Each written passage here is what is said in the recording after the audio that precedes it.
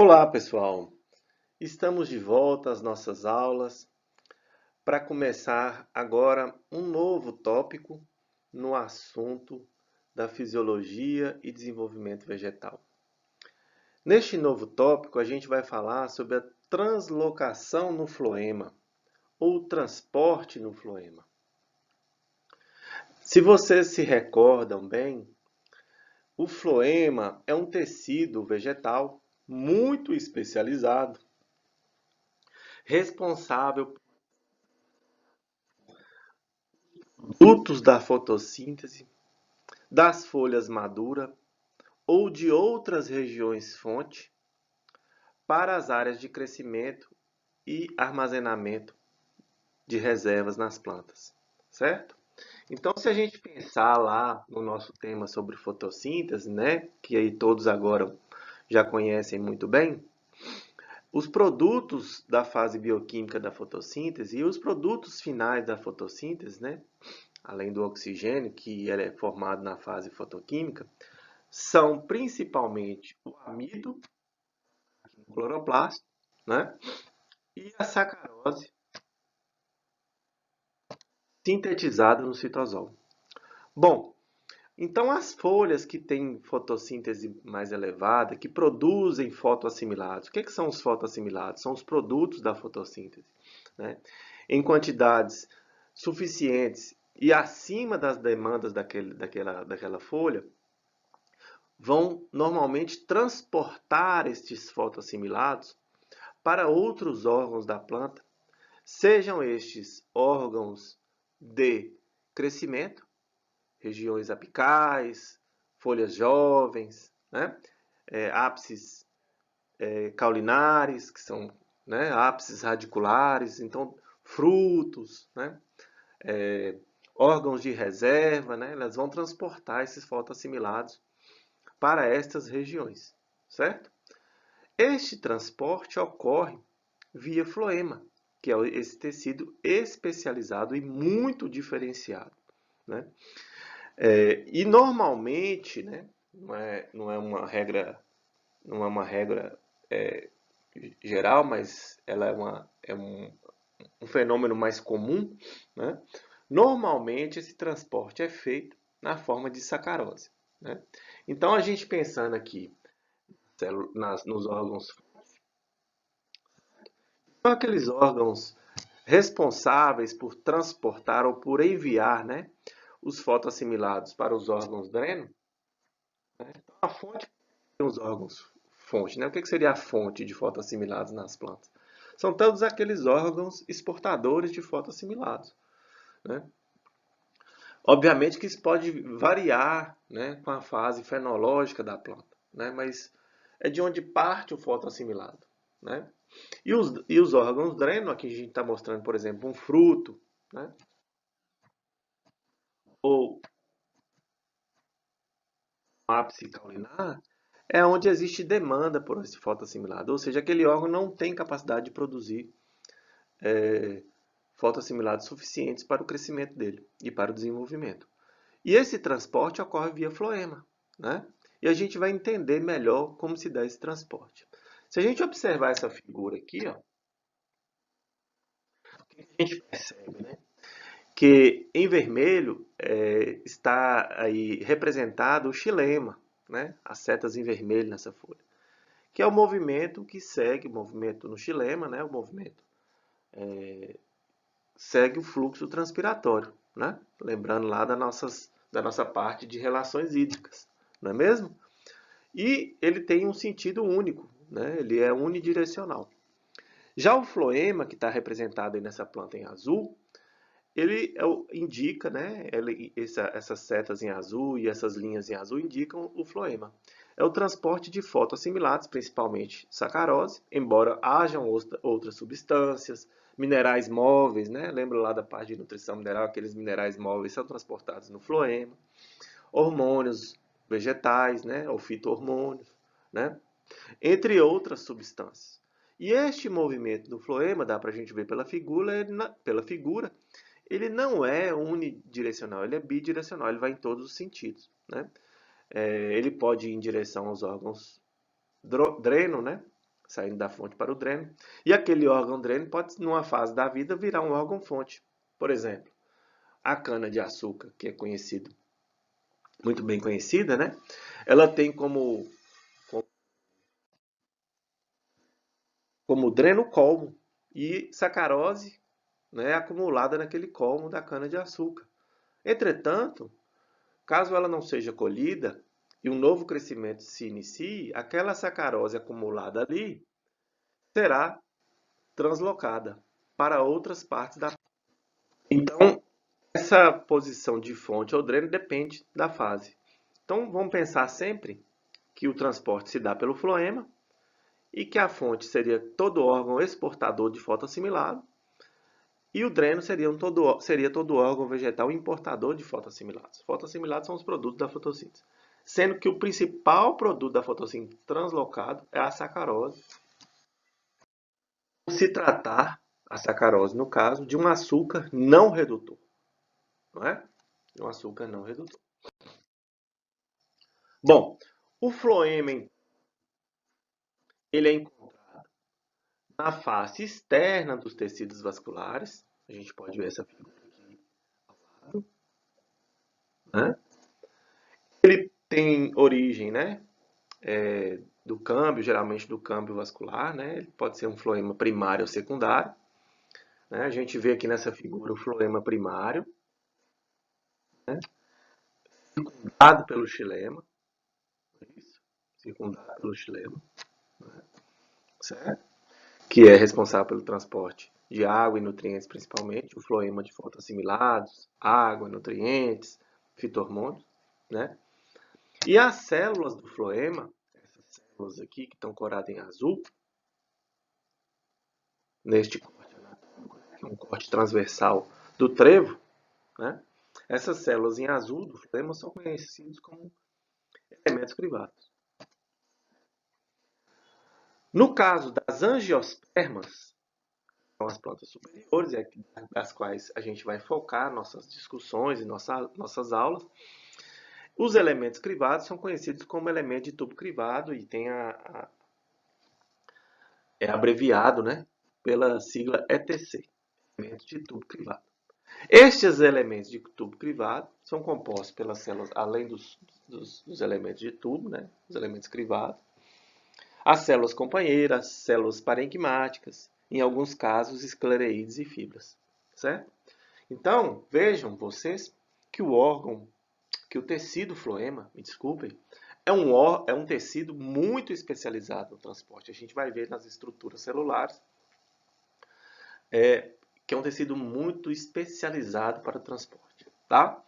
Portanto, é uma célula muito diferenciada, perfeito? Ok? Aqui a gente tem também uma nova ilustração, um corte transversal, certo? De um caule de 3 anos de um indivíduo, né, de uma planta de freixo, que é o Fraxinus excelsior, né, mostrando floema secundário, corado em azul, câmbio vascular, que é a região de divisão celular aqui, crescimento secundário, né, em espessura, xilema secundário, medula desse caule, né? Então, para a gente entender onde está a posição. O floema, então, estaria na casca, né, na casca do caule ali. Então, quando você corta a casca do caule, e daí tem algumas técnicas, né, de anelamento, né, a gente vai discutir mais à frente. Você está cortando o floema, né, impedindo o transporte de fotoassimilados para determinados órgãos. Algumas pessoas, inclusive, realizam essas técnicas sem nenhum conhecimento, o que pode prejudicar muito as plantas, né? Elas agem no sentido de cortar o fluxo no floema, né, que é justamente atingir a casca, né? Lembrando que como ele é um tecido vivo e está aqui numa região de divisão celular, próxima ao câmbio, caso esse corte não seja muito severo, haverá regeneração dos tecidos ali naquela região. Bom, vamos entender melhor o modelo, né? Toda a estrutura da célula do floema. O modelo facilita nosso entendimento, né? Então aqui a gente tem um elemento crivado, né? Um elemento de tubo crivado, né? Aqui uma célula onde eu tenho a placa crivada, essa região toda cheia de poros, que equivale a essa região aqui, ó. Essa célula aqui, ó.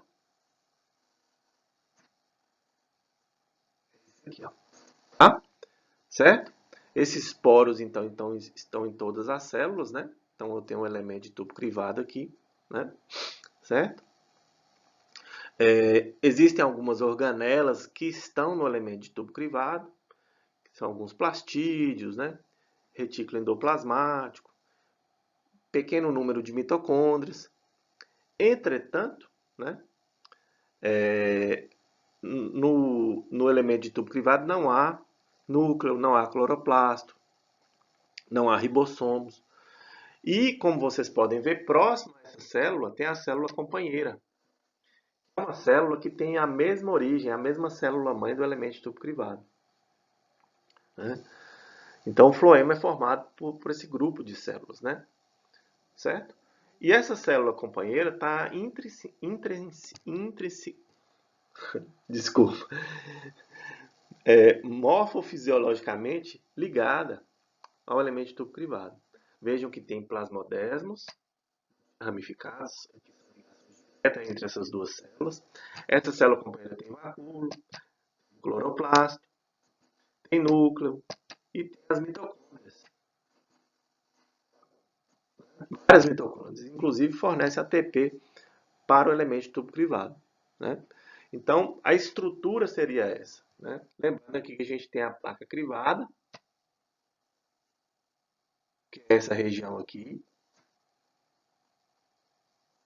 equivale a essa região, e nessa placa tem poros aí. Né? A gente vai entender melhor para quê. Então, uma vez entendido o elemento de tubo crivado e a célula companheira, a gente começa a entender melhor como funciona este tecido, especializado no transporte. Né?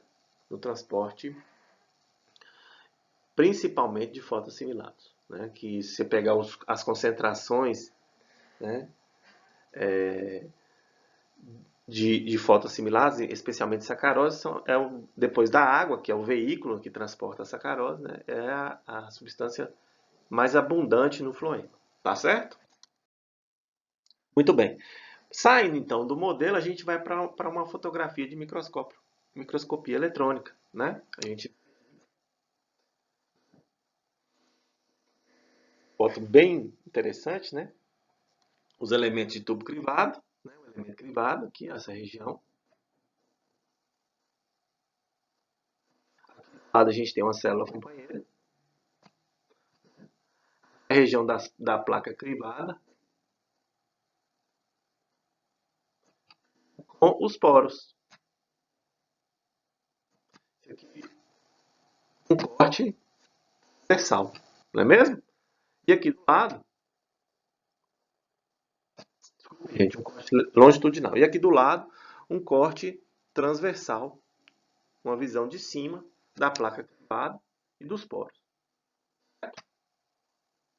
Os poros aqui, ó. Poros. Ok? Aqui do lado, prática, né? Ao floema. Bom, nessa figura C, a gente vê os poros da placa crivada todos abertos, né? Eles não estão interrompidos. E na figura D,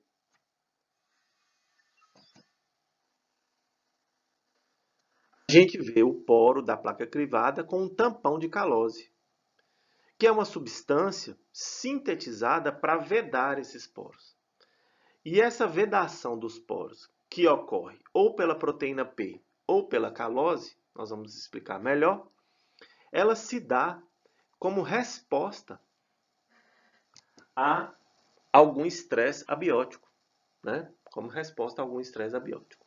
Geralmente, algum estresse abiótico ou algum estresse biótico, como ataque de insetos, de herbívoros, né? E a planta tenta então se defender. Imagine, por exemplo, um inseto, né, que insere aqui no aparelho bucal o floema para succionar a seiva, e em resposta, né, a planta produz ou proteína P, né, normalmente produz proteína P como uma resposta temporária e proteína e a calose como uma resposta mais duradoura, vedando os poros e inibindo o fluxo de seiva ou fluxo de fotoassimilados para esse elemento tubo crivado, reduzindo algum problema associado a esse ataque. Então, a resposta, por exemplo.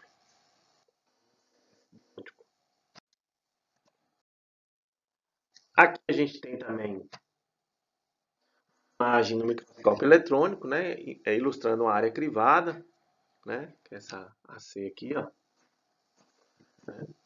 dando duas células crivadas de uma conífera, que é o pinus, né, pinus resinosa, o retículo endoplasmático liso, toda essa área crivada em ambos os lados e é encontrado nos poros e na cavidade mediana estendida, né. Estes poros obstruídos resultam na alta resistência ao fluxo de massa entre as células crivadas, certo? Voltando então ao nosso assunto, né, que é o depósito de proteína P ou de calose nos poros do elemento tubo crivado em resposta a algum estresse biótico ou abiótico, né? Estas duas substâncias, elas servem a selar elementos danificados de tubo crivado. Perfeito? Ok? Então, ocorrendo algum dano, né, no tecido, ali no floema, né, nos elementos de tubo crivado, a planta responde no sentido de cessar o extravasamento ali, ou a perda de seiva, né? Podemos chamar de seiva elaborada, né? Na verdade, fotoassimilados e de água, né? Para aquela condição, tá? Geralmente também ocorre a formação dessas substâncias e a vedação em condição de dormência vegetal. Aí já é uma parte associada à fase, né, ou adaptação daquela espécie ao momento de muito frio ou de muito seco, na qual ela entra em dormência, né? A maioria das angiospermas, né, tem elementos de tubo crivado ricos em proteína P. Essa proteína P é encontrada em todas as dicotiledôneas e muitas monocotiledôneas. Entretanto, é ausente nas angiospermas. Ela tem formas diferentes, ela pode ser tubular, granular, dependendo da espécie, né, vai variar a forma e do estágio de maturação das células. Nas células de floema imaturas, ainda em diferenciação, tem os corpos de proteína P. E a proteína P ela serve para vedar os poros, né, vedar os poros na placa crivada e, consequentemente, vedar os elementos de tubo crivado danificados, né? E essa vedação ocorre o fechamento daquele poro por redução na pressão ali, certo? Seria uma resposta de curto prazo, né? A vedação com proteína P. Entretanto, em respostas de longo prazo, a planta sintetiza a calose, que é um beta-1,3-glucano, né? E deposita, né, essa beta-1,3-glucano, essa calose, né?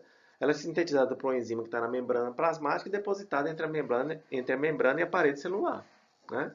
E ela obstrui o elemento de tubo crivado a longo prazo. Imagine vocês uma planta de milho, vem um boi, né, uma vaca, o que for, um carneiro, um cabrito, e come, morde, né? Come ali um pedaço da planta ou da folha. Se não houvesse essa vedação, o que, que aconteceria? Né? Aquela planta ia continuar perdendo fotoassimilados onde aquele tecido foi rompido, né? Por longo tempo. Né? Então a planta veda para cessar aquelas perdas ali, né, de seiva, certo? Então existe, ou numa poda, por exemplo, você vai poda um ramo, né? Se não houvesse essa vedação de deposição de calose e proteína P, a planta ia continuar por longo tempo ali perdendo fotoassimilados e água ali, porque houve o rompimento do tecido do floema, né? Então, a calose ela é sintetizada em resposta a alguma lesão, algum estímulo mecânico, temperaturas altas e dormência, né? E quando necessário, se houver regeneração do tecido, esta calose, então, ela é degradada para que o fluxo, depois, uma vez restabelecido o tecido, continue ali, o fluxo, né, ele continua ali, certo? Apenas para termos de analogia, né, fazendo analogia entre duas situações, seria parecido com a coagulação do sangue, né? Mas assim, só para entender melhor, né? Não tem nada a ver, só para entender, né? Então, quando a gente sofre algum corte, o sangue coagula, veda aquele ferimento e impede a perda de sangue, por muito tempo. Então, a deposição de calose ou de proteína P, do ponto de vista de comparação, mas não tem nada a ver, né? Assim, só para entender melhor, seria algo semelhante à coagulação, né? No nosso caso aqui. Mas aí é no caso das plantas, né? Em resposta a algum ataque. As células companheiras, que a gente já comentou previamente, né? Que tem relação intrínseca lá com os elementos de tubo crivado, né? E que tem uma relação morfofisiológica entre elas, e inclusive tem mesma origem, né? Então a mesma célula mãe dá origem na divisão celular a um elemento de tubo crivado e uma célula companheira, né? Então cada elemento de tubo crivado está associado a uma das células companheiras. E como eu já disse antes, elas têm origem na divisão de uma única célula mãe. Numerosos plasmodesmos, né, que são interconexões celulares diretas, né, atravessam as paredes do elemento de tubo crivado, né, e as células companheiras, indicando o quê? Uma relação morfofisiológica entre essas células. As células companheiras, elas exercem função no transporte de produtos fotossintéticos, dos fotoassimilados, a partir de folhas maduras, né, ou das células do mesófilo de folhas que têm fotossíntese já em taxas suficientes para exportação, né, de fotoassimilados. Então, elas vão exercer função nesse transporte de folhas maduras para os elementos de tubo crivado nas nervuras menores das folhas. Tá? E, como eu já havia dito, né, as mitocôndrias das células companheiras é que produzem o ATP para o transporte. Né? Então, elas têm muitas mitocôndrias. Né?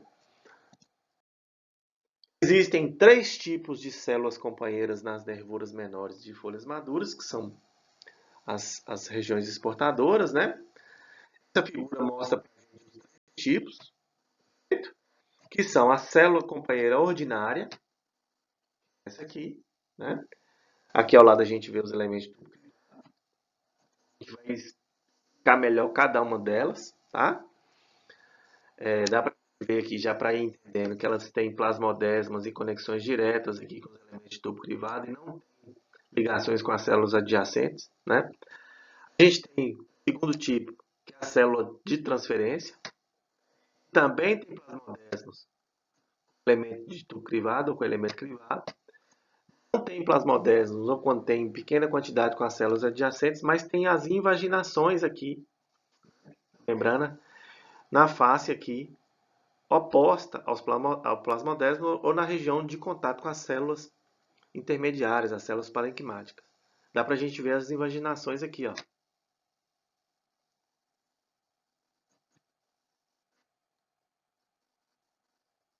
Né? E o terceiro tipo é a célula intermediária, né? E do lado de elementos crivados, elas têm, por outro lado, muitos plasmodesmos com as células adjacentes. Tá? Então, nós vamos entender melhor cada uma dessas células. Ok? As células companheiras ordinárias, né, que é a primeira que a gente comentou, a gente pegou aquela figura anterior e ampliou uma. A gente tem ela aqui, a setinha aqui, ó. Essa célula aqui, né? Aqui estão os elementos privados, não é isso?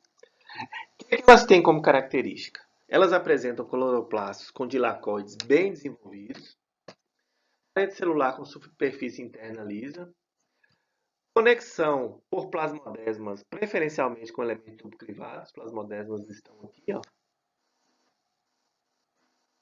conexões diretas. Este simplástico do elemento de tubo crivado e da célula companheira ordinária, ele é isolado do simplástico das células adjacentes. Certo? Então, não tem conexão direta com as células adjacentes. Nas células-fonte, né, elas vão atuar no transporte de longa distância via simplástico ou apoplasta, depender da quantidade de plasmodesmas. Perfeito? Então, essas aí são as células companheiras ordinárias. Ok? O outro tipo, como já havíamos falado, são as células de transferência. Então, aqui, ó, a gente tem a célula de transferência, elemento crivado, os plasmodesmos, né, essa região aqui. E aqui, ó, as invaginações da parede, né, que a gente comentou. Então, ela tem plasmodesmos, uma ligação direta com o elemento crivado. Não tem plasmodesmos quando são muito pequenos, né, e raros com as células adjacentes, porém, tem muitas invaginações na parede com as células adjacentes, né. Então, elas são muito semelhantes às células anteriores, né, que a gente mostrou no slide anterior, entretanto, possuem invaginações principalmente na parede celular da face oposta. Para que servem essas invaginações, né? Tá a taxa de transferência de solutos pela membrana.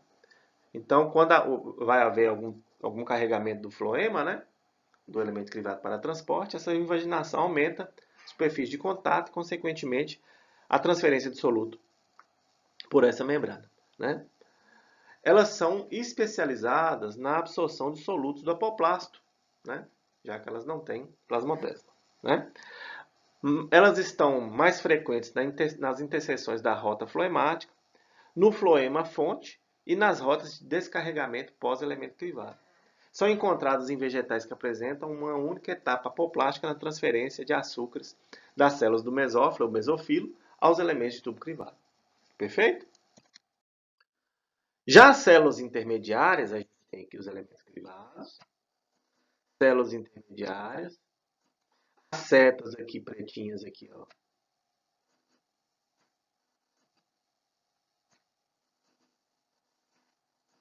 Ficam os plasmodesmos. Vejam que ele tem essas células intermediárias, tem plasmodesmos diretamente ligados às células adjacentes, né? Aqui a gente tem indicado uma célula do parênquima vascular e as células da bainha do feixe.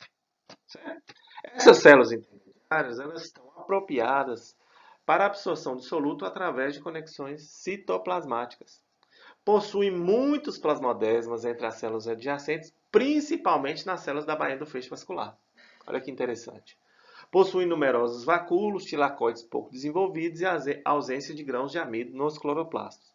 E elas vão atuar, até pela estrutura delas, né, no transporte simplástico de açúcares das células do mesófilo para as células do elemento tubo crivado. Perfeito?